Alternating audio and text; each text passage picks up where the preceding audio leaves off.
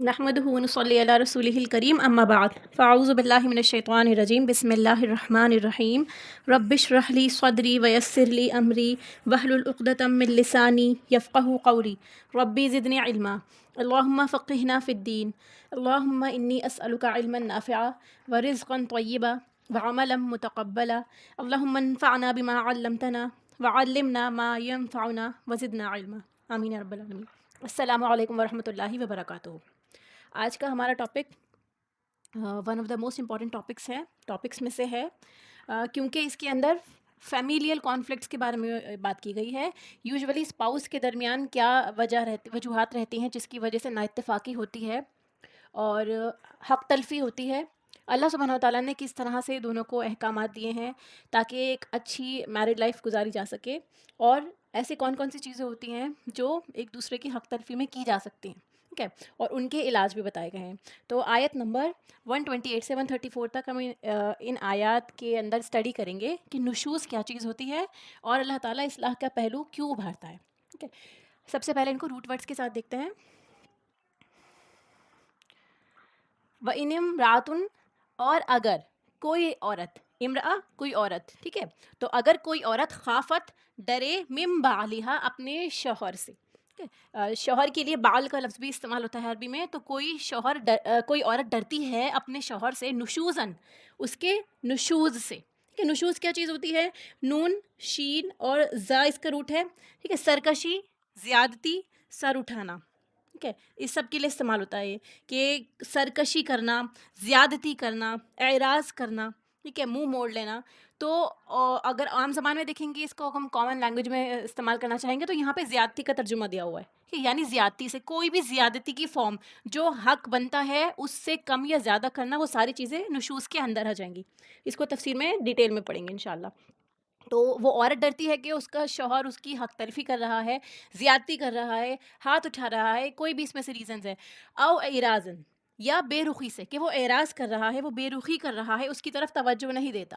فلا جناح علیہما، تو نہیں کوئی گناہ ان دونوں پر، ٹھیک ہے۔ علیہ ہی ہوتا تو ایک پر ہوتا، علیہا ہوتا تو ایک مؤنث کے لیے ہوتا، یہاں پہ علیہما ہے یعنی دو کے لیے، یہ ڈوئل کا صیغہ ہوتا ہے۔ جب بھی کوئی پروناؤن یوز ہوتا ہے یہاں پہ تو ہما یا ہما کا صیغہ استعمال ہوتا ہے ان دونوں پہ، یعنی مرد اور عورت ان دونوں پہ کوئی گناہ نہیں، ان کہ یصلحا بینہما صلحا، وہ دونوں صلح کر لیں، آپس میں صلح کرنا، ٹھیک ہے، کہ وہ آپس میں کچھ ایسا ڈیسیجن لے لیں جس کی وجہ سے ان کے اندر صلح ہو سکے، ٹھیک ہے، مل بیٹھ کے ڈسکشن کر لیں، کوئی نتیجہ نکال سکے۔ وَصُلْحُ خَيْرٌ، اللہ سبحانہ تعالیٰ فرماتا ہے کہ ایکسٹریم رویوں میں جانے کے بجائے آپ صلح کر لیں، کیوں؟ کیونکہ صلح بہتر ہوتی ہے۔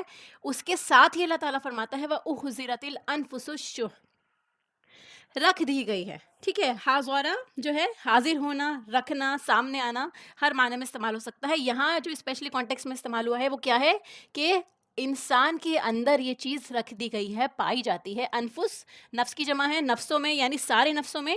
الشح، شح کیا چیز ہوتی ہے؟ شح جو ہوتی ہے بخل کے ساتھ حرص کا شامل ہونا، بخیلی بھی ہے اور اس کے ساتھ ساتھ حرص بھی ہے، ٹھیک ہے، اسٹنجنس، اور ایٹ دی سیم ٹائم آپ کیا کرتے ہیں؟ آپ مائزری بھی ہوتے ہیں، اور آپ کیا کرتے ہیں؟ ساتھ میں حرص بھی کرتے ہیں، گریڈی بھی ہیں، ٹھیک ہے۔ یعنی ہر انسان اپنے لیے بہترین چاہتا ہے لیکن وہ دینا نہیں چاہتا، سب مجھے مل جائے لیکن میں کسی کو دوں نہ۔ وَإِن تُحْسِنُوا، اور اگر تم احسان کرو، وَتَتَّقُوا، اور تم تقویٰ کرو، اللہ تعالیٰ فرماتا ہے کہ تم بخیلی کے بجائے احسان کا رویہ اختیار کرو، دینے کا رویہ اختیار کرو، اور خدا خوفی کا طریقہ اختیار کرو، تو بے شک اللہ تعالیٰ کانا بما تعملون خبیرہ، ہے اس کے ساتھ جو تم عمل کرتے ہو خوب خبر رکھنے والا، تمہارے ہر ایکشن کو وہ دیکھ رہا ہے۔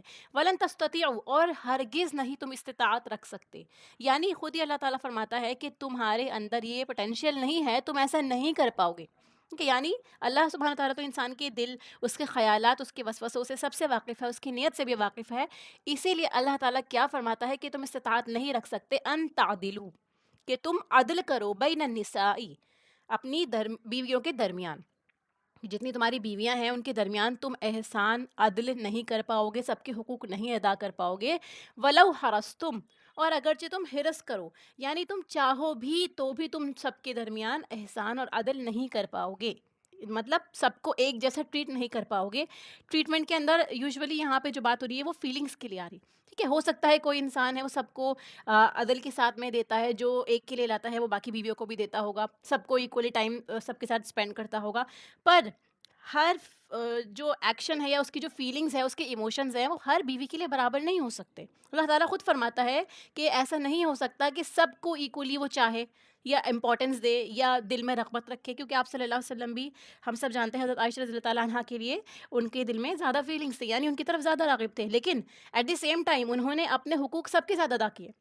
تو مطلب ہے کہنے کا کہ اگر تم چاہو, اللہ تعالیٰ فرماتا ہے, تب بھی تم عدل نہیں کر سکو گے. اسی لیے کیا کرنا ہے, فلا تمیلوا کل المیل, تم نہ مائل ہو جانا, مکمل مائل ہو جانا, کہ تم ایسا نہ ہو کہ بالکل ہی اس کی طرف جس کی طرف تمہارا زیادہ دل جاتا ہے, رغبت ہوتی ہے, اٹریکشن ہوتی ہے, اس بیوی کی طرف تم بالکل مائل ہو جاؤ.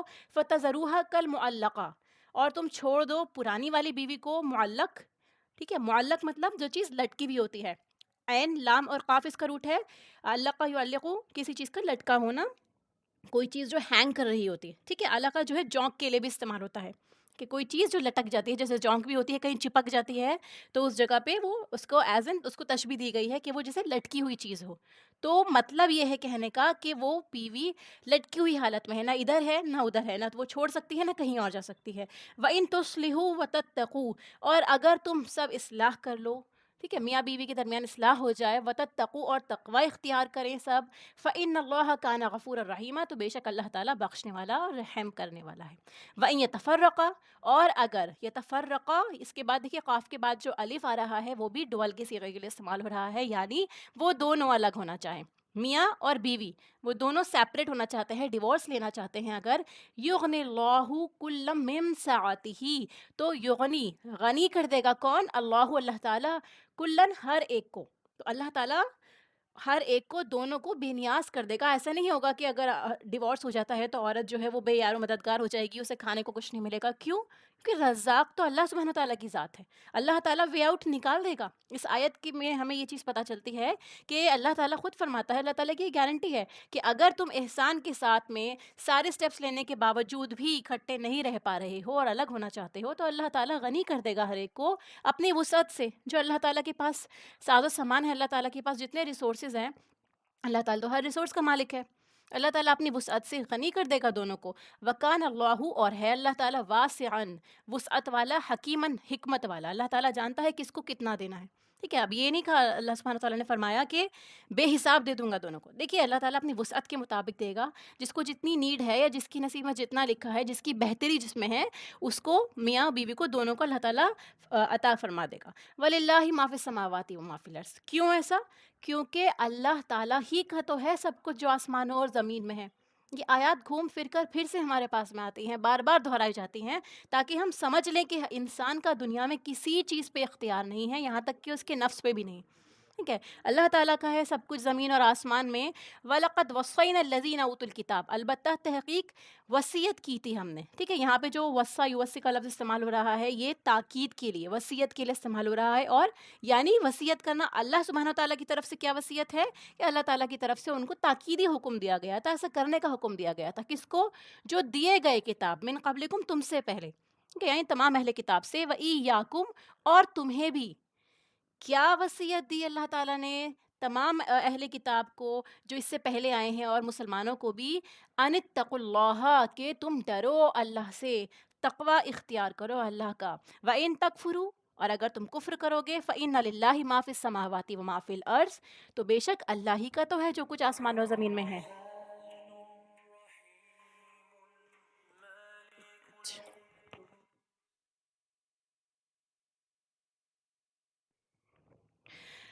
وَكَانَ اللَّهُ غَنِيًّا حَمِيدًا, اور بے شک, وکان اللہ, اور ہے اللہ تعالیٰ, غنی, بہت بے نیاز, اور حمید, بہت تعریف والا. وَلِلَّهِ مَا فِي السَّمَاوَاتِ وَمَا فِي الْأَرْضِ, اللہ ہی کے لیے ہے جو کچھ آسمانوں میں ہے اور جو کچھ زمین میں ہے. وَكَفَى بِاللَّهِ وَكِيلًا, اور کافی ہے اللہ تعالیٰ وکیل, کارساز.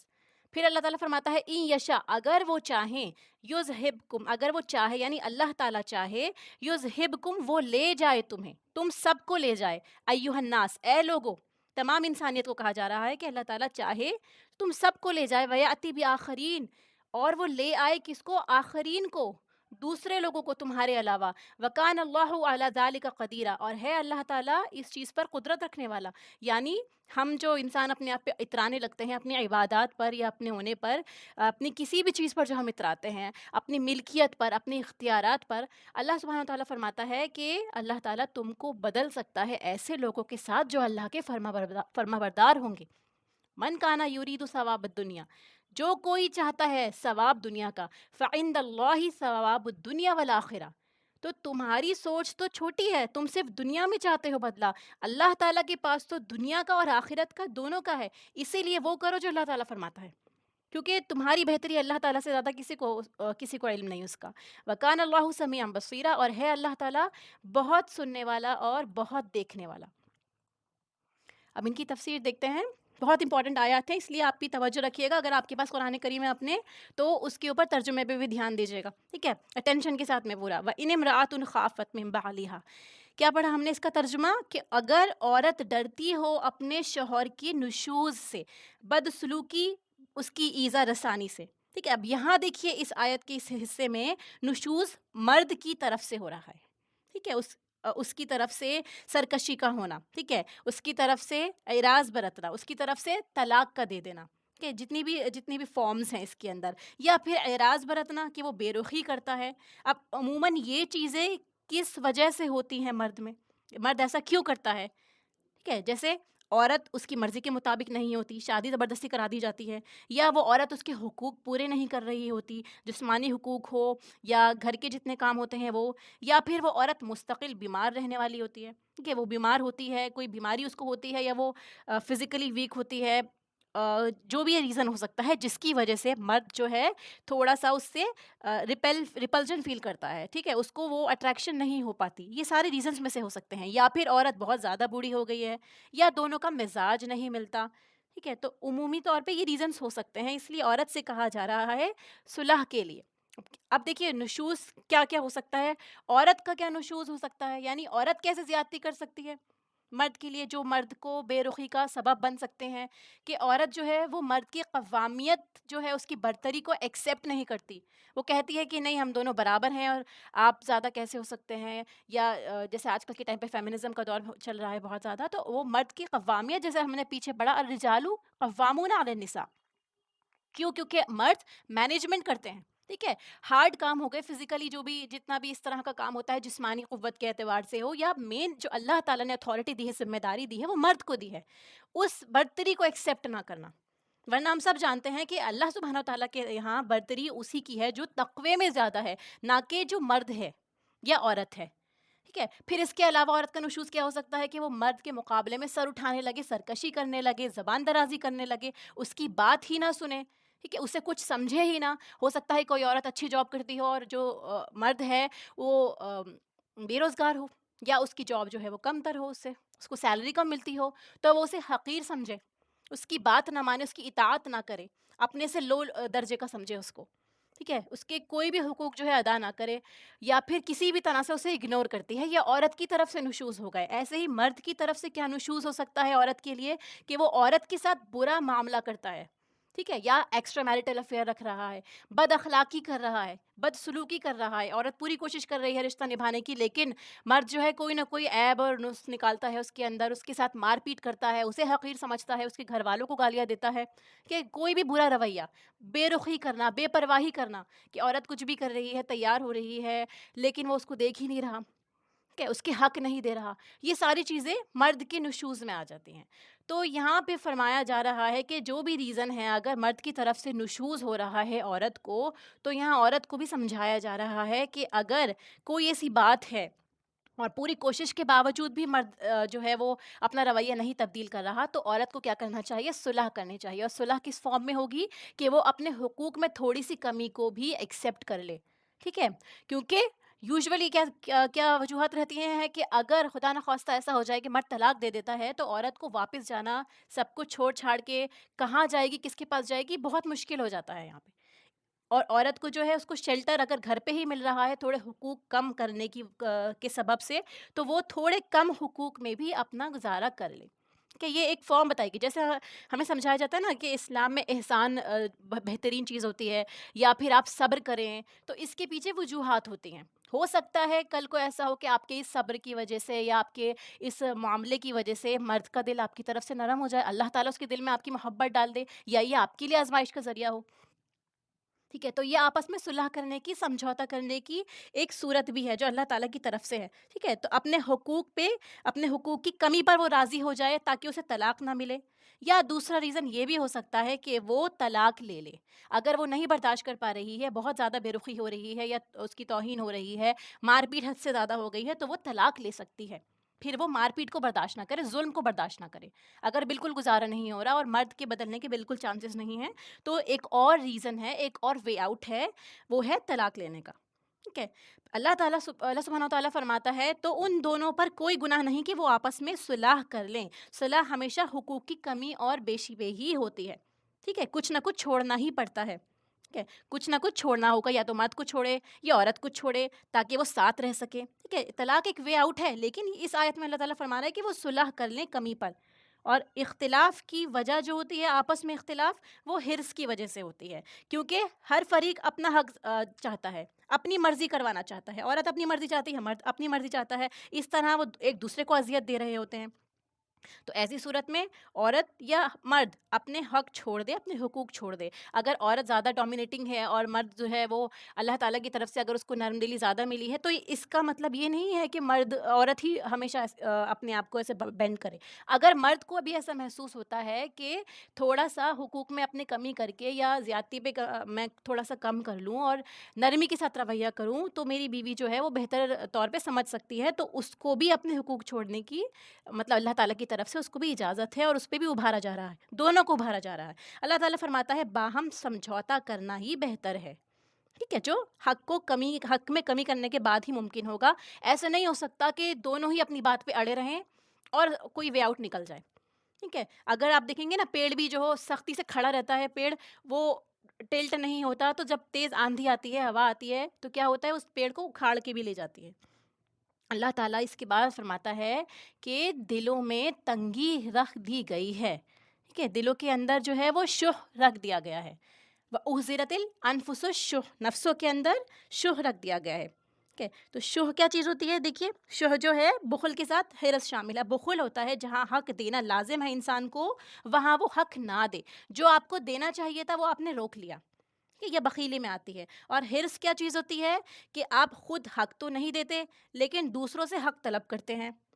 حریص کون ہوتا ہے؟ جو مزید کی طلب رکھتا ہے. ٹھیک ہے، خود نہیں دے رہا لیکن دوسروں سے ڈیمانڈ کر رہا ہے، اسے ہر چیز چاہیے. تو اسی لیے اللہ تعالیٰ فرماتا ہے کہ دلوں کے اندر یا نفسوں کے اندر شح رکھ دی گئی ہے، جس کی وجہ سے پھر ایک دوسروں کے حقوق انسان ادا نہیں کرتا. اسی وجہ سے صلح بہتر ہے. اللہ تعالیٰ فرماتا ہے صلح بہتر ہے. ٹھیک ہے، باہم مصالحت پہ. اس کے بعد اللہ سبحانہ و تعالیٰ یہ بھی فرماتا ہے کہ اگر تم احسان کرو گے، وَإِن تُحْسِنُوا وَتَتَّقُوا فَإِنَّ اللَّهَ كَانَ بِمَا تَعْمَلُونَ خَبِيرًا. اگر تم احسان کرتے ہو، ٹھیک ہے، اگر تم حق سے بڑھ کر دیتے ہو. احسان کیا چیز ہوتی ہے؟ دیکھیے، جو آپ سامنے والا ڈیزرو نہیں کرتا لیکن پھر بھی آپ اس کو دے رہے ہیں. ٹھیک ہے، نیکی کرنا، نیکی کے بعد اوپر سے اور ایکسٹرا دینا. ٹھیک ہے، حق سے بڑھ کر دینا. دوسرا نہیں کر رہا تب بھی اگر آپ کرتے ہیں، اور کس وجہ سے؟ کیونکہ آپ اللہ سے ڈرتے ہیں، آپ تقوی اختیار کرتے ہیں. کہ اللہ کے ڈر سے اگر آپ کوئی زیادتی کا کام چھوڑ دیتے ہیں تو وہ تقوی میں آتا ہے. تو بے شک اللہ تعالیٰ تمہارے اس طرز عمل سے بے خبر نہ ہوگا. اللہ تعالیٰ جانتا ہے. ٹھیک ہے، پھر اور مفسرین بھی اس کے بارے میں بتاتے ہیں اس کی ڈیٹیل میں کہ عورت کی طرف سے تنگ دلی یہ ہوتی ہے کہ وہ اپنے اندر شوہر کے لیے بے رغبتی کے اسباب کو خود محسوس کرتی ہو. یعنی اس کو پتہ ہے کہ مرد جو ہے وہ اس کی طرف سے بے رغبت ہو رہا ہے، اور پھر بھی وہ سلوک چاہے جو ایک مرغوب بیوی کے ساتھ ہونا چاہیے. یعنی اس کو پتہ ہے اس کے اندر یہ کمزوریاں ہیں اور وہ پوری نہیں ہو سکتی، پھر بھی وہ چاہتی ہے کہ نہیں، میرا ہسبینڈ جو ہے مجھے یہ ساری چیزیں پرووائڈ کرے. تو یہ چیز بھی عورت کی طرف سے تنگ دلی کو شو کرتی ہے. تو وہاں پہ اس کو تھوڑا فیاضی سے کام لینا چاہیے.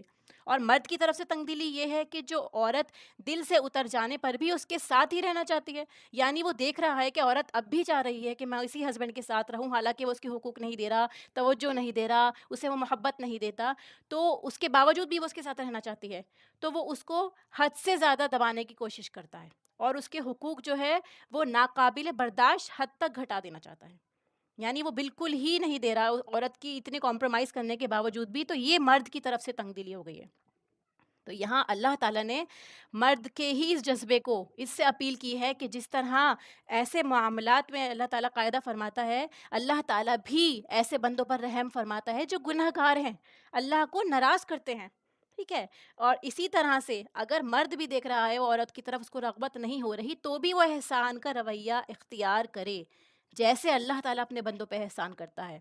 اور اس خدا سے ڈرے کہ جو اگر کسی انسان کی کمیوں کے سبب بھی اللہ تعالیٰ اپنی رحمت اس سے دور نہیں کرتا، اس سے نظریں نہیں پھیرتا، اس کے باوجود بھی اس کے نصیب میں جتنا ہوتا ہے وہ دیتا ہے، اس سے زیادہ بھی دیتا ہے۔ اگر اللہ تعالیٰ لینا چاہے تو پھر انسان کا دنیا میں کوئی ٹھکانہ نہ رہے۔ تو اسی طرح ہم لوگوں کو بھی یہ سوچنا چاہیے، اس عورت کو بھی اور مرد کو بھی، کہ اگر اللہ تعالیٰ بھی ایسا کرتا کہ وہ بھی کہتا کہ میرا حق ہے، میری عبادت کرو ورنہ تمہارا نام و نشان دنیا سے مٹا دیا جائے گا، تو ہم کہاں جاتے؟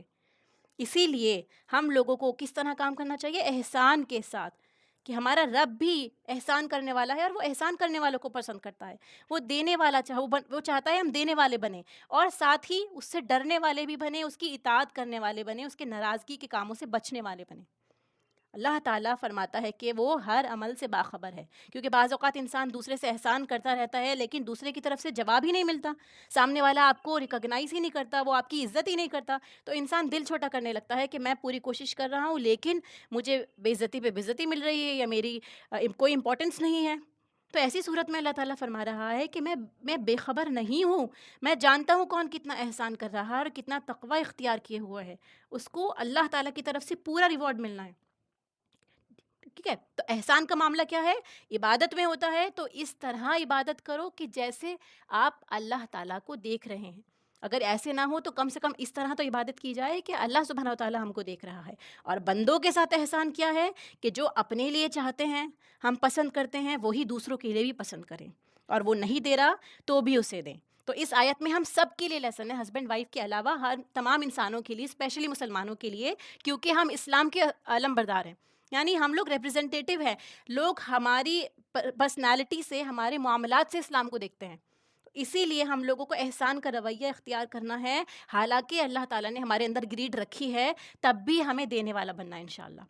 وَلَن تَسْتَطِيعُوا، کہ اگلی آیت ہے کہ تم سے نہیں ہو سکے گا، ٹھیک ہے؟ اگر کسی شخص کے پاس 2 یا 2 سے زائد بیویاں ہوں تو اس صورت میں عورت کے کیا حقوق ہوتے ہیں؟ اللہ تعالیٰ فرماتے ہیں کہ ہرگز تم نہیں استطاعت رکھتے کہ عدل کر سکو بیویوں کے درمیان، اگرچہ تم حریص بھی ہو، یعنی کتنی بھی کوشش کرو نہیں ہو سکتا۔ اس کی وجہ بہت سمپل ہے کہ کوئی بھی 2 انسان ایک جیسے نہیں ہوتے، عادات میں فرق ہوتا ہے، معاملات میں فرق ہوتا ہے، ٹھیک ہے؟ شکل و صورت میں فرق ہوتا ہے، حسن و جمال میں فرق ہوتا ہے، عقل اور ذہانت میں بھی فرق ہوتا ہے، ٹھیک ہے؟ تو ایسی صورت میں دونوں کے درمیان پورا عدل نہیں ہو سکتا۔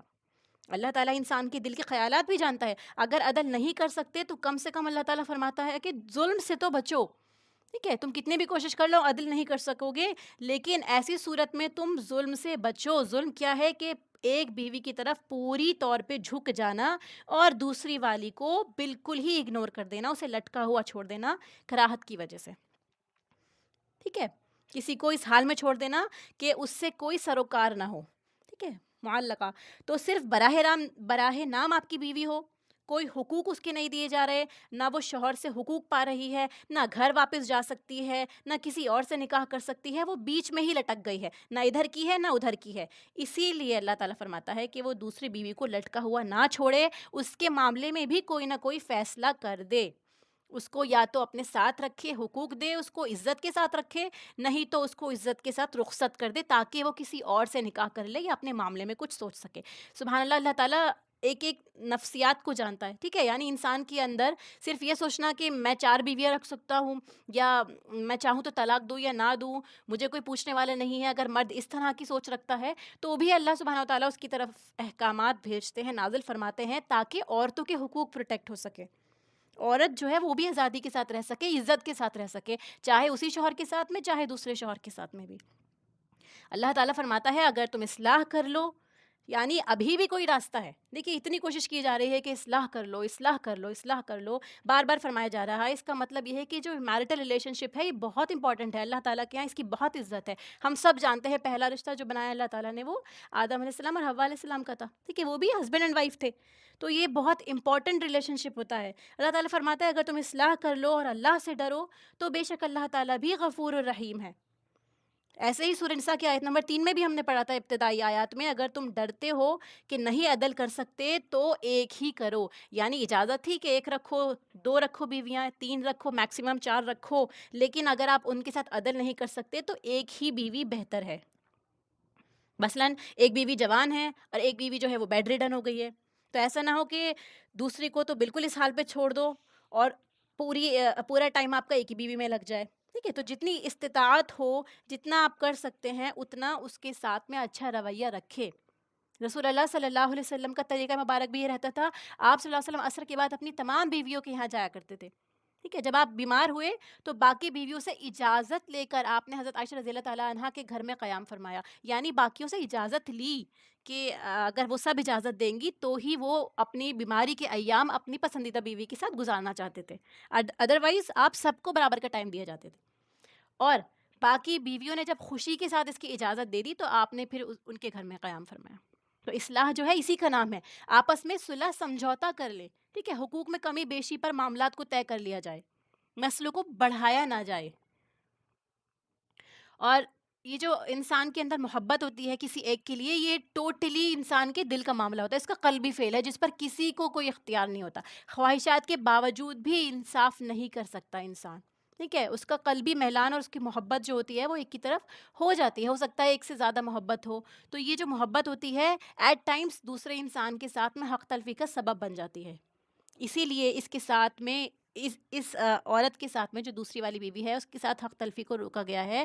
جتنا ہو سکیا انسان انصاف کے ساتھ کام دے.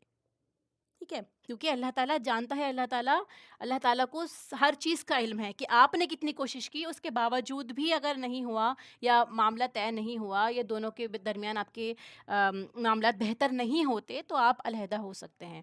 کیونکہ اللہ تعالیٰ فرماتا ہے وَإِن يَتَفَرَّقَا يُغْنِ اللَّهُ، اگر آپ دونوں علیحدہ ہونا چاہیں گے، ڈیورس لینا چاہتے ہیں، طلاق لینا چاہتے ہیں، تو بھی اللہ تعالیٰ غنی کر دے گا ہر ایک کو اپنی وسعت سے.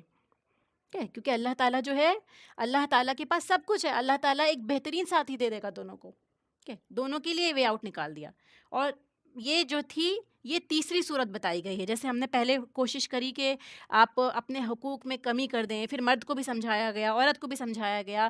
اب تیسری صورت یہ بتائی کہ کوشش کے باوجود بھی اگر نباہ کی صورت نہیں بن رہی تو پھر طلاق کے ذریعے علیحدگی اختیار کر لیں. ممکن ہے کہ علیحدگی کے بعد جو مرد کو جو ڈیمانڈس تھیں اس کی یا جس طرف اس کی زیادہ اٹریکشن تھی وہ والی ان صفات والی بیوی کے ساتھ وہ شادی کر لے، اور عورت بھی جس طرح کا مرد چاہتی تھی ٹھیک ہے وہ اس مرد سے شادی کر لے، اللہ تعالیٰ اس کو وہ مرد عطا کر دے. ٹھیک ہے، تو اسلام میں طلاق جو ہے اگرچہ سخت ناپسندیدہ عمل ہے، یہ جو ہے ابغض الحلال الی اللہ تعالی الطلاق، کہ تمام حلال چیزوں میں اللہ تعالیٰ کے نزدیک سب سے ناپسندیدہ چیز طلاق ہے. یہ سخت ناپسندیدہ ہے اللہ تعالیٰ کو. اس کے باوجود بھی اللہ تعالیٰ نے اس کی اجازت دے دی. کیوں؟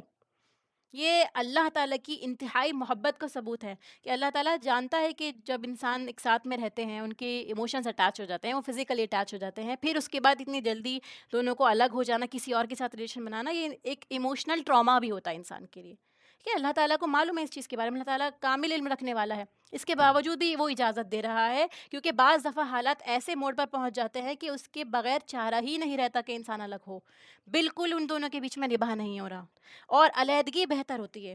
ایک ساتھ رہنا، ایک دوسرے کی جان پر آ جانا، ایک دوسرے کو اتنا زیادہ ٹارچر کرنا، اس سے بہتر ہوتا ہے کہ انسان الگ ہو جائے اور بہترین ساتھی چوز کر لے. کیونکہ آپ کی جو میرٹل لائف ہے اس کا اثر آپ کے بچوں پر بھی پڑتا ہے. ٹھیک ہے، تو آپ اگر خوش ہی نہیں ہوں گے، گھر کا ماحول ہی نہیں بنے گا، کیونکہ فیملی جو ہے ایک فنڈامنٹل یونٹ ہے اسلامک سوسائٹی کا. اگر فیملی ہی ڈسٹرب ہوگی تو آپ آگے بھی کچھ کام نہیں کر سکتے. اگر آپ مینٹلی پریشر میں ہیں، آپ نیکیوں میں کس طرح سے کوشش کریں گے؟ آپ ایسے سوسائٹی میں جا کے ایک کامیاب اور کارآمد جو ہے مسلمان کیسے بن پائیں گے؟ ٹھیک ہے. تو شادی کے جو مقصد ہے وہ اگر پورا نہیں ہو پا رہا, آپ کی فیملی میں سکون بھی نہیں آ رہا, آگے نسل بھی نہیں بڑھ پا رہی ہے, اس سے بہتر ہے کہ انسان علیحدہ ہو جائے. کیونکہ ہمیں معلوم ہے سورہ روم کی آیت میں اللہ سبحانہ تعالیٰ فرماتا ہے وَمِنْ آیَاتِهِ أَنْ خَلَقَ لَكُم مِّنْ أَنفُسِكُمْ أَزْوَاجًا لِتَسْكُنُوا إِلَيْهَا, کہ اللہ تعالیٰ نے یہ اللہ کی نشانیوں میں سے ہے کہ اس نے تمہارے لیے تمہارے نفسوں میں جوڑے پیدا کیے تاکہ تم ان میں سکون پاؤ, اور اس نے تمہارے درمیان مودت اور رحمت رکھ دی. یعنی یہ جوڑے اللہ تعالیٰ نے بنائے ہیں, ہمیں ان میں سکون ملتا ہے, اس کے علاوہ مودت بھی ملتی ہے. مودت کیا چیز ہوتی ہے؟ ود آپ نے سنا ہوگا, محبت کے لیے استعمال ہوتا ہے. اور رحمت, یہ آپس میں اللہ تعالیٰ نے رکھ دی ہے. یہ باہم مودت اور محبت کا رشتہ ہونا چاہیے, رحمت والا رشتہ ہونا چاہیے. اگر محبت میں کوئی کمی ہو جائے تو رحمت تو ہر صورت ہی ہونی چاہیے. ٹھیک ہے, ہو سکتا ہے محبت والی فیلنگ نہ ہو ہسبینڈ وائف کے درمیان, تب بھی وہ ایک دوسرے کے ساتھ انڈرسٹینڈنگ سے رہ رہے ہیں, کائنڈ ہیں ایک دوسرے کے ساتھ میں, ضروریات کا خیال رکھتے ہیں, دکھ درد کا خیال رکھتے ہیں. اگر یہ بھی ہے تو بھی جو شادی کا مقصد ہے وہ پورا ہو رہا ہے. کیونکہ اپ ڈاؤنس تو لائف میں چلتے ہیں, ایک سٹیج میں کوئی بھی نہیں رہتا, انسان اپنی ایک ایمانی حالت میں بھی نہیں رہتا, ایک ایموشنل اسٹیٹ میں انسان ہمیشہ نہیں رہتا. ٹھیک ہے, تو اپ ڈاؤن تو ہوتے رہتے ہیں, یہ انسان کے کنٹرول میں نہیں ہے. لیکن انسان ان معاملات میں کس طرح سے ڈیل کرتا ہے رحمت کے ساتھ, کس طرح سے وہ کوشش کرتا ہے حلم کے ساتھ میں معاملات کو ڈیل کرنے کی, اور عزت کے ساتھ میں دوسرے کا خیال رکھ کے, اور جس طرح ہو سکے بہترین طور پہ وہ رویہ رکھ سکتا ہے, یہ انسان کے اپنے ہاتھ میں ہوتا ہے. ٹھیک ہے, تو جو ہمارا دین ہے ہمیں یہی سکھاتا ہے, رحمت کا لیسن ملتا ہے ہم کو. اور یہ رحمت صرف شوہر بیوی کے درمیان نہیں, بلکہ یہ جنتیوں کی صفت بھی بتائی گئی ہے کہ وہ ایک دوسرے پر رحم کرنے والے تھے. ٹھیک ہے, ایسے ہی رشتہ داروں پر رحم کرنے کا حکم ہمیں مل رہا ہے, غیر کے اوپر حکم ہمیں ملتا ہے کہ غیر کے ساتھ بھی, جو غیر آپ کے جاننے والے نہیں ہیں, ٹھیک ہے, ان کے ساتھ میں بھی آپ کو رحمت کا حکم دیا گیا ہے. اس کے علاوہ جانوروں تک پہ بھی, آپ سیرت کی کتابیں اٹھا کے دیکھیے, آپ صلی اللہ علیہ وسلم کے معاملات کو دیکھیے. ٹھیک ہے, وہ جانوروں کے ساتھ کس طرح شفقت کا معاملہ کیا کرتے تھے. بلی کا واقعہ بھی آپ نے سنا ہوگا کہ جو عورت نے بلی کو باندھ کے رکھا ہوا تھا اور وہ مر گئی اسی حالت میں, تو وہ عورت جہنمی ہو گئی. ٹھیک ہے, تو یہ اتنے واقعات آپ کو ملیں گے. جتنا معاملات اللہ سبحانہ تعالیٰ کی طرف سے ہم نے حدیث مبارکہ میں دیکھا ہے اینیملس کے ساتھ بھی رحمت کا, تو وہ اللہ تعالیٰ کیسے برداشت کر سکتا ہے کہ انسان ایک دوسرے کے ساتھ رحمت سے معاملہ نہ کرے. اور اللہ تعالیٰ کا نام ہی دیکھیں آپ, الرحمن الرحیم. ٹھیک ہے, اللہ تعالیٰ کا نام ہی ہے اس طرح کا ہے. اللہ تعالیٰ سب سے پہلے جو اللہ تعالیٰ کا نام ہے وہ اللہ ہی ہے, جو اللہ تعالیٰ اپنے لیے پسند فرماتا ہے, کسی اور کو اس کی اجازت نہیں ہے. پھر جو اللہ تعالیٰ کا پسندیدہ نام ہے وہ رحمان ہے. ٹھیک ہے, تو وہ اس کے اندر بھی رحم کی صفت ہے. پھر اللہ تعالیٰ ہی فرماتا ہے کہ اللہ تعالیٰ وسعت والا ہے, حکمت والا ہے, کہ جس دین میں جانوروں پر بھی رحم کا حکم ہے تو اس میں ہم سب کو آپس میں ایک دوسرے پہ بھی رحم کا معاملہ کرنا چاہیے. اور یہ مایوسی سے بچانے والی آیت ہے کہ انسان یہ نہ سوچے کہ میری زندگی ختم, ڈیورس ہو گیا تو آگے اب کوئی راستہ نہیں ہے. تو یہ مایوسی سے بھی بچاتا ہے. ٹھیک ہے, کہ انسان الگ ہو جائے, اللہ تعالیٰ تم کو بے نیاز کر دے گا. اس شوہر کے اوپر تم ڈیپینڈنٹ نہیں تھی, نہ تم نہ تمہارے بچے. اگر بچے بھی ہو گئے ہیں اور اس کے بعد بھی معاملہ کچھ ہوتا ہے, اس طرح کا فیصلہ کیا جاتا ہے, تو بھی اللہ تعالیٰ دینے والا ہے, حکمت والا ہے, وسعت والا ہے. وہ اپنے مطابق اپنے فیصلوں کے مطابق آپ کو عطا فرما سکتا ہے. وَلِلَّهِ مَا فِي السَّمَاوَاتِ وَمَا فِي الْأَرْضِ, آسمانوں اور زمین میں جو کچھ ہے سب کچھ اللہ تعالیٰ ہی کا ہے. تم سے پہلے جن کو ہم نے کتاب دی تھی انہیں بھی یہی تاکید کی تھی, یہی وصیت کی تھی, اور اب تم کو بھی یہی ہدایت دی جا رہی ہے کہ اللہ سے ڈرتے ہوئے معاملات کرو, اللہ کا تقوی اختیار کرو. کیونکہ اللہ کے ڈر کے بغیر کوئی بھی کام سیدھا نہیں ہو سکتا. اگر ہم اللہ تعالیٰ سے نہیں ڈرتے, ٹھیک ہے, تو ہو سکتا ہے سب کے سامنے اچھا معاملہ کریں اور پیچھے جا کے برا معاملہ کریں اپنی بیوی کے ساتھ میں یا دوسرے لوگوں کے ساتھ میں. ٹھیک ہے, چوری چکاری کرنا, رشوت لینا, یا کسی بھی طرح کے کوئی بھی ایسا کام, حرام کام ہم کر رہے ہیں, کہ مار پیٹ کرنا, سب کی نظروں سے چھپ کے غلط کام ہم کر رہے ہیں, تو ہمیں اس بات کا خیال ہونا چاہیے کہ اللہ تعالیٰ ہر بات سے واقف ہے. ٹھیک ہے, کوئی بھی کام اگر ہم کرنا چاہتے ہیں, اگر ہمیں اللہ کا خوف نہیں ہے تو ہم کبھی بھی اس کام کو درست نہیں کریں گے. اور صالح اور نیک لوگ زندگی صرف اللہ کے جو صالح ہونا, یعنی نیک نامی والی زندگی گزارنا, یہ صرف اللہ کے ڈر سے ہی انسان کو حاصل ہو سکتی ہے. جب اللہ کا ڈر نہیں ہوتا تو پھر انسان جس کے ساتھ جو چاہے کرتا ہے.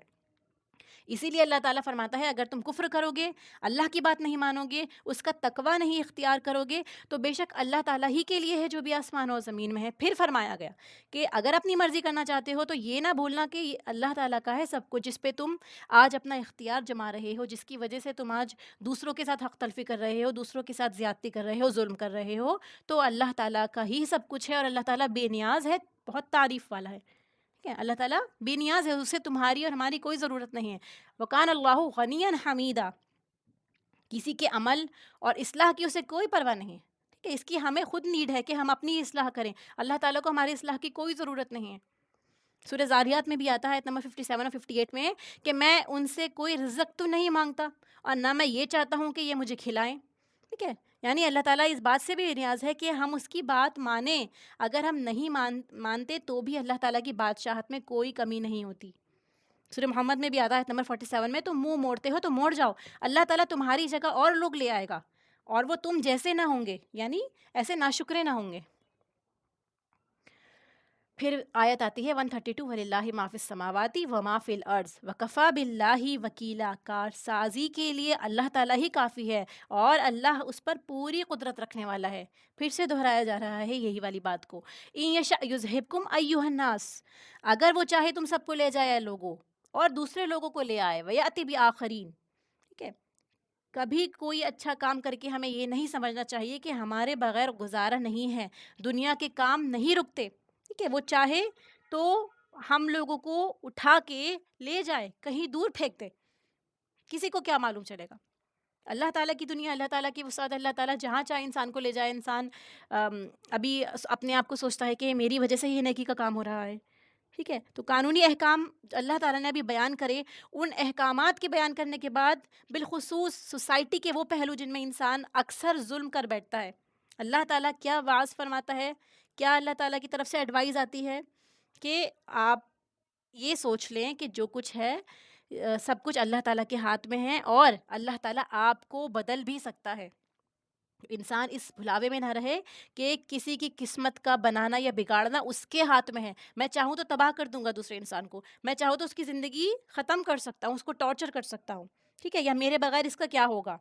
تو انسان کو یہ سوچنا چاہیے کہ سب کچھ قسمت کا بنانا اللہ کے ہاتھ میں ہے، اگر ہم نے ہاتھ کھینچ لیا ٹھیک ہے تو اس کا کوئی ٹھکانہ نہیں رہے گا، حالانکہ ہمیں بھی دینے والا، ہماری قسمت کا مالک بھی خود اللہ تعالیٰ کی ذات ہے، ہو سکتا ہے ہم سے زیادہ وہ بندہ بے نیاز ہو جائے اور ہم فقیر ہو جائیں۔ ٹھیک ہے، پھر اس کے بعد تمہیں اور پچھلی تمام امتوں کو ہمیشہ یہی ہدایت کی جاتی رہی ہے کہ اللہ تعالیٰ کے تقوی کے ساتھ کام کرو۔ اس ہدایت کی پیروی کرنے میں، اللہ کی بات ماننے میں ہماری ہی اپنی ہی بھلائی ہے، اور ایسے ہی پچھلی امتوں کو بھی بتایا گیا کہ اس میں تمہارا اپنی کامیابی ہے، تمہاری اپنی فلاح ہے، اللہ کا کوئی فائدہ نہیں ہے۔ اگر تم اس کے خلاف کام کرتے ہو تو پچھلے لوگوں کی نافرمانیاں بھی اللہ تعالیٰ کا کچھ نہیں بگاڑ سکی جو تم بگاڑ لو گے۔ کہ اللہ تعالیٰ کو کوئی فرق نہیں پڑتا، وَكَانَ اللَّهُ عَلَىٰ ذَلِكَ قَدِيرًا، اللہ تعالیٰ قدرت والا ہے۔ کہ اللہ تعالیٰ کے پاس تمام قدرتیں ہیں، اللہ تعالیٰ قدرتوں کا مالک ہے، وہ تم کو ہٹا کر دوسری قوم کو لے آئے گا اور ان کو سربلند کر دے گا۔ ٹھیک ہے، جیسے ہم آج دیکھ رہے ہیں کہ مسلمان اپنا کام نہیں کر رہے، جو اللہ تعالیٰ کی طرف سے ہم لوگوں کو دیا گیا ہے، میری رسپانسبلٹی ہے، ذمہ داری ہے، اس کو پورا کرنے کے بجائے ہم اپنی دنیا بنانے میں لگے ہوئے ہیں، اپنی فیملی میں لگے ہوئے ہیں۔ یہ نہیں یاد رہتا ہمیں کہ دنیا چھوڑ کے ہمیں جانا ہے، واپس اللہ تعالیٰ کی طرف جانا ہوگا، ہم کیا لے کے جائیں گے، کیا پیش کریں گے، کیونکہ ہم سو کالڈ اپنے آپ کو اللہ تعالیٰ کا بندہ کہتے ہیں، مسلمان کہتے ہیں، اپنے نبی کا امتی کہتے ہیں، لیکن ہماری تیاری کتنی ہے اللہ تعالیٰ کے یہاں جانے کی؟ تو اگر اللہ تعالیٰ یہ دیکھتا ہے کہ بندے اس لائق ہی نہیں ہیں کہ یہ کام کر سکیں، تو وہ آٹومیٹکلی ہم کو ریپلیس کر دے گا دوسری قوموں سے جو ہم سے بہتر ہوں گی اور وہ ایمان لے آئیں گی۔ تو اس بات سے ہمیں ڈرنا چاہیے، اگر ہم اپنا رول پلے نہیں کر رہے تو نعوذ باللہ ایسا نہ ہو کہ اللہ تعالیٰ ہمارے اندر سے اسلام ہی چھین لے، ہمارا ایمان ہی چھن جائے اور ہم کسی اور راستے پر نکل جائیں اور دوسرے لوگ جو ہے وہ مسلمان ہو جائیں۔ اس لیے بہت ڈرنے والی بات ہے یہ، من کان یرید ثواب الدنیا، کیوں انسان اللہ کی نافرمانی کرتا ہے یوزولی، یا اپنے جو فرائض ہیں ان کی پوری طرح سے انجام دہی نہیں کرتا، کیونکہ وہ دنیا کا ثواب چاہتا ہے، دنیا کے اندر ریوارڈ چاہتا ہے، بدلہ چاہتا ہے، کہ دنیا کا فائدہ چاہنا، دنیا کی رونقیں چاہنا۔ اللہ تعالیٰ فرماتا ہے تو اللہ کے پاس دنیا اور آخرت کا ثواب بھی ہے، تم تو صرف دنیا کا ثواب چاہتے ہو، ایسا کیوں چاہتے ہو؟ کیوں ہم نے اللہ کی رحمت کو دنیا تک ہی لمٹ کر دیا؟ کیوں ہمیں لگتا ہے کہ ہم محنت کریں گے یا اپنے بچوں کو یہاں پہ جتنا مرضی پڑھانے کی کوشش کریں گے، دنیاوی تعلیمات دیں گے تو ان کی دنیا اچھی بنے گی؟ ہم ایسا کیوں نہیں چاہتے کہ وہ اللہ تعالیٰ کو بھی جانیں؟ اور اللہ تعالیٰ کے پاس تو اتنی وسعتیں ہیں، اگر ہم دین کی نالج بھی ساتھ کے ساتھ ان کو دیں گے، ان کو اویئر کرائیں گے، یا اگر ان کو حفظ کراتے ہیں تو ہمیں یہ لگتا ہے کہ دنیا کی پڑھائی میں وہ پیچھے ہو جائیں گے۔ ہم یہ کیوں نہیں سوچتے کہ اللہ تعالیٰ کے پاس دونوں جہان کی برکتیں ہیں، وسعتیں ہیں؟ ایک ہی چیز کو ہم نے منزل بنا لیا ہے اپنی۔ اللہ تعالیٰ تو فرماتا ہے کہ وہ سننے والا ہے، خوب سننے والا ہے، دیکھنے والا ہے۔ ٹھیک ہے، تو رسول اللہ صلی اللہ علیہ وسلم کا طرز عمل بھی یہی رہا کرتا تھا کہ آپ جو تھے اللہ تعالیٰ سے صحت بھی مانگتے تھے، آپ بھلائی بھی مانگتے تھے، اور جتنی بھی بھلائی اور نیکی ہوتی ہے وہ دنیا اور آخرت کے لیے بھی مانگتے تھے، اور آپ نے یہی ہم کو بھی حکم دیا کہ دونوں جہان کی بھلائی مانگے۔ ربنا آتنا فی الدنیا حسنہ وفی الآخرۃ حسنہ، کہ دونوں جہان کی مانگے، تو اللہ تعالیٰ سے ہی مانگے جتنا کچھ مانگنا ہے آپ کو۔ ٹھیک ہے، تو یہاں پہ انسان کو یہ بتایا جا رہا ہے کہ انسان کے اپنے اعمال کی جزا جو ہے وہ اس کو کہاں کہاں تک چاہیے ہوتی ہے، یعنی جو وہ اچھا کام کر رہا ہوتا ہے، اگر آپ دنیا میں صبر کر رہے ہیں، یا جس طرح ہم نے ابھی پڑھا ایسا معاملہ آپ کے ساتھ ہو رہا ہے لیکن کوئی آپ کو ریکگنائز نہیں کر رہا، آپ کی بات نہیں سن رہا، تو ہم کیا چاہتے ہیں کہ کیا ہمیں دنیا میں ہی سب کچھ مل جائے، اس کا بدلہ مل جائے، صبر کا بدلہ مل جائے، نیکی کا بدلہ مل جائے، احسان کا بدلہ مل جائے، یا ہم یہ چاہتے ہیں کہ اللہ تعالیٰ ہمیں آخرت میں بھی دے؟ ٹھیک ہے، آپ نے بہت سے لوگوں میں سے ایسا کہتے ہوئے سنا ہوگا کہ جو لا علمی میں انسان بول دیتا ہے کہ نہیں اللہ تعالیٰ ہمیں یہی سب کچھ دے دے، ٹھیک ہے، ہمیں ابھی چاہیے، بات کا کیا پتہ ہے، یا ابھی زیادہ ضرورت ہے؟ آپ کو کیا پتا کہ آپ کو ابھی زیادہ ضرورت ہے یا بعد میں؟ کیا بعد کی دنیا سے کوئی واقف ہے؟ جو رسول اللہ صلی اللہ علیہ وسلم نے فرمایا، ہم نے سیرت کی کتابوں میں پڑھا ہے، حدیث مبارکہ میں پڑھا ہے کہ وہ کتنا سخت ٹائم ہے، قیامت کا دن کتنا سخت ہوگا، قبر میں کتنی سختی ہونے والی ہے، آپ کتنا وقت کھڑے رہیں گے اللہ تعالیٰ کے حضور، اس کے بعد حساب کتاب شروع ہوگا، تو وہاں کے لیے کیوں نہیں اپنے لیے زیادہ راہ جمع کرنی ہے انسان کو؟ جب انسان دنیا کا کوئی بھی کام کرتا ہے تو نتیجہ اس کے سامنے ہو جاتا ہے، کیوں؟ کیونکہ اس کی منزل اس کے سامنے ہوتی ہے، اسے پتہ ہوتا ہے اسے ریوارڈ مل جائے گا۔ ٹھیک ہے، جیسے آپ نے کسی پر احسان کیا، اب آپ کیا چاہیں گے پلٹ کر؟ کہ وہ بھی آپ کے ساتھ احسان کرے، یا آپ کو کم سے کم آپ سے اچھے سے تو بات کرے، ٹھیک ہے، یا آپ کا احسان مانے۔ اب آپ نے وہ احسان اسی لیے کیا تھا کہ وہ بھی آپ کا احسان مانے، یا دنیا والے کہیں کہ یہ کتنا اچھا انسان ہے، تو وہ آپ کا دنیا میں ہی ہو گیا۔ بٹ اگر آپ یہ چاہتے کہ آخرت میں اس کا ثواب ملے اور دنیا میں مجھے کوئی نہ دیکھے یہ احسان کرتے ہوئے یا یہ نیکی کرتے ہوئے، تو وہ نیکی کی آپ کی حفاظت ہو گئی، اور اس ایکشن، اس نیت سے اللہ تعالیٰ دنیا میں بھی انسان کی نیک نیتی کا سبب بنا دیتا ہے اسے، اور آخرت میں تو ملنا ہی ہے اس کا ریوارڈ، کہ جو نیکی مخلص ہو کر آپ اللہ کے لیے کرتے ہیں، صرف اور صرف اللہ کے لیے کرتے ہیں۔ ٹھیک ہے، سورہ لیل کی آخری آیت میں بھی آتا ہے، اور عنقریب بچا لیا جائے گا اس سے آگ سے جو سب سے زیادہ تقوی والا ہو۔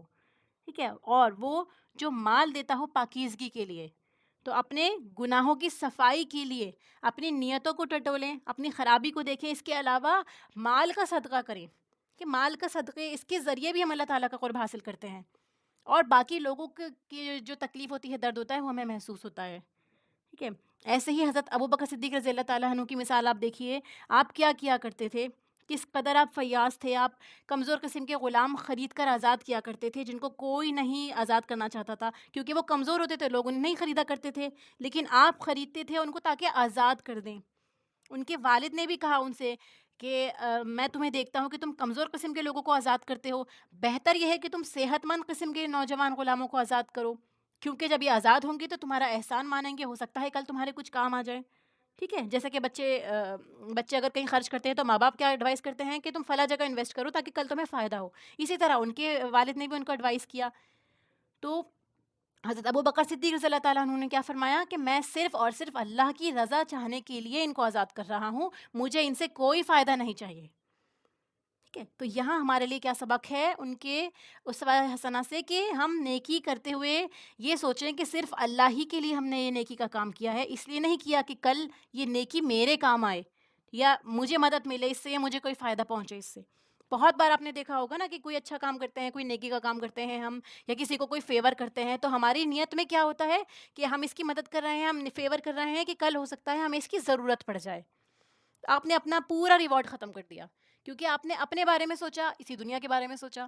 تو یہی جو چھوٹی سوچ انسان کی ہوتی ہے، جو حقیر سوچ ہوتی ہے، اسی سے نکل کے آگے سوچنے کا، ٹھیک ہے، جو عام انسان سوچ رہا ہے اس طرح مسلمان نہیں سوچتا، اس سے آگے نکل کے ایک بڑا ویژن رکھیے، بڑی وسعت رکھیے اپنی کہ آپ کو کیا چیز کس طرح سے سوچنی چاہیے، اور آپ کی سوچوں میں، آپ کی نیکیوں میں بھی صرف اللہ تعالیٰ ہونے چاہیے.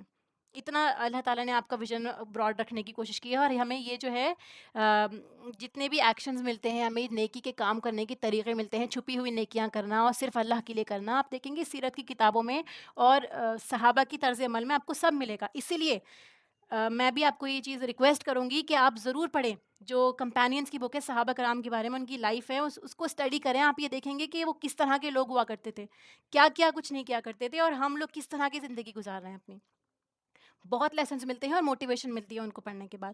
تو ہمیں آج کی آیات سے کیا سبق ملتا ہے، ہمیں کیا لیسنز ملتے ہیں کہ عمل کے لیے نیت اور ارادہ درست ہونا ضروری ہے. اگر ہماری نیت اچھی ہے، اور نیت کیا چیز ہوتی ہے؟ کسی کام کا پکا ارادہ کرنا. کہ اگر ہماری نیت اچھی ہے، اللہ تعالیٰ کے لیے ہے یا نیکی کے کام کے لیے ہے، تو انشاءاللہ وہ قبول ہو جائے گی.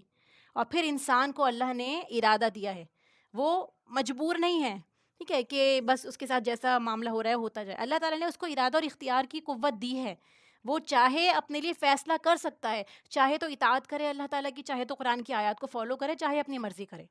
سورہ آل عمران کی آیت نمبر 145 میں بھی آتا ہے کہ جو دنیا کا ثواب چاہتا ہے ہم اسے دنیا میں دیتے ہیں، جو آخرت کا ثواب چاہتا ہے تو ہم اس کو دنیا میں بھی دیتے ہیں اور آخرت میں بھی، اور ہم عنقریب شکر گزاروں کو جزا بھی دیں گے. یعنی اس کو جزا ملنی ہے آخرت میں. تو جو دینا چاہتا ہے، جو دنیا چاہتا ہے، تو ضروری نہیں اس کو دنیا مل بھی جائے. یعنی آپ نے دنیا کے لیے کوئی کام کیا ہے، دنیا کی ناموری کے لیے کام کیا ہے، یا پھر آپ بہت محنت کرتے ہیں اچھی جاب کے لیے، یا اسٹڈیز کرتے ہیں خوب تاکہ آپ اچھے ڈاکٹر بن جائیں، پی ایچ ڈی میں کسی بھی طرح کی فیلڈ کو آپ کو ایکوائر کرنا ہے، تو ضروری نہیں ہے کہ یہ آپ کے ڈریمز پورے ہوں. دنیا کے لیے آپ محنت کرتے ہیں تو اٹ از ناٹ نیسسری کہ وہ آپ کو مل بھی جائے. لیکن جو آخرت چاہتا ہے، آخرت کے لیے کوشش کرتا ہے اللہ تعالیٰ کی رضا پانے کے لیے، تو یقیناً انشاءاللہ اللہ تعالیٰ کا حکم ہوتا ہے تو وہ آپ کو ضرور ملے گا. اگر آپ کی نیت خالص ہے تو وہاں پہ آپ کو جو ہے نا امیدی نہیں ملنی. قرآن کریم میں بھی آتا ہے جو جلدی کا فائدہ چاہتا ہے ہم اس میں جتنا چاہتے ہیں اسے دیتے ہیں. یعنی جتنا آپ کی نصیب میں ہوگا اتنا ہی ملے گا آپ کو، جو آپ کو جلدی یعنی اس دنیا میں چاہیے. اور کیا انسان کو وہ سب مل جائے گا جس کی وہ تمنا کرتا ہے؟ یعنی یہ نہیں ہو سکتا کہ جس چیز کا آپ ارادہ کرتے ہیں وہ سب چیزیں آپ کو مل جائے، بلکہ جو اللہ چاہتا ہے، جتنا چاہتا ہے وہ عطا کرتا ہے. تو دنیا کی نعمتیں محدود ہیں، لیکن آخرت کی غیر محدود ہیں. آخرت کی جو نعمتیں آپ کو ملنی ہیں وہ ان لمیٹڈ ہیں. اسی لیے اپنی نظر جو ہے آخرت پر رکھیں، اپنا موٹیو اور اپنا فائنل گول جو ہے وہ اللہ کی رضا کو بنائیں. آپ دیکھیں گے انشاءاللہ آپ کی دنیا کے کام بھی آسان ہوں گے، اور آخرت میں بھی اللہ تعالیٰ کی رضا آپ کو شامل حال ہوگی. ان آیت کی تلاوت سن لیں.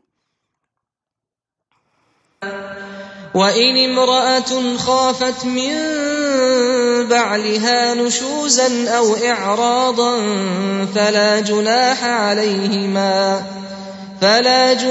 عَلَيْهِمَا أَنْ يُصْلِحَا بَيْنَهُمَا صُلْحًا وَالصُّلْحُ خَيْرٌ وَأُحْضِرَتِ الْأَنفُسُ الشُّحَّ وَإِن تُحْسِنُوا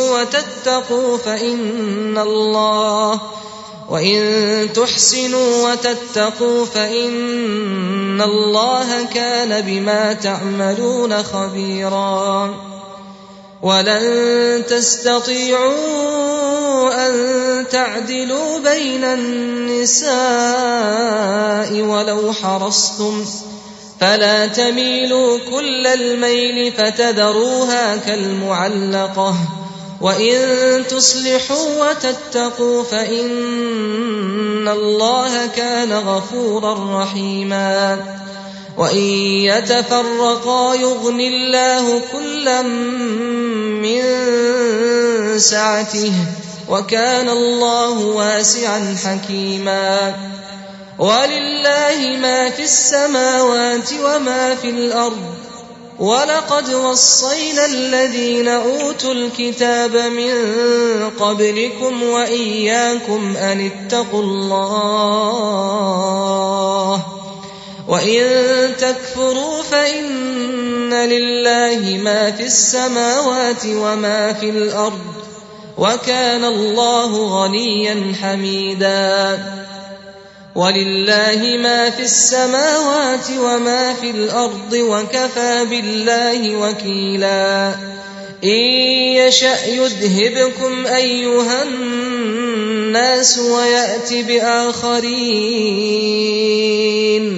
وكان الله على ذلك قديرا من كان يريد ثواب الدنيا فعند الله ثواب الدنيا والآخرة وكان الله سميعا بصيرا وآخر دعوانا الحمد لله رب العالمين سبحانك اللهم وبحمدك نشهد أن لا إله إلا أنت نستغفرك ونتوب إليك. السلام علیکم ورحمۃ اللہ وبرکاتہ.